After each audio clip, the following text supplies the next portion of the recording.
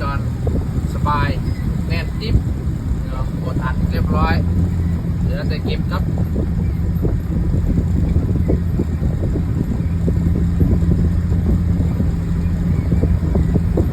เหลือแต่เก็บงาน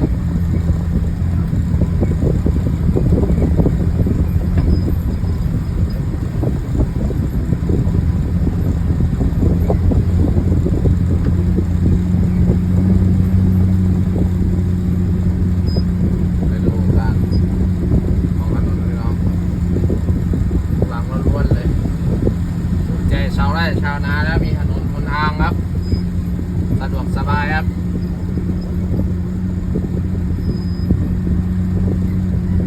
ใจคนหาอยู่หากินแล้วพี่น้อง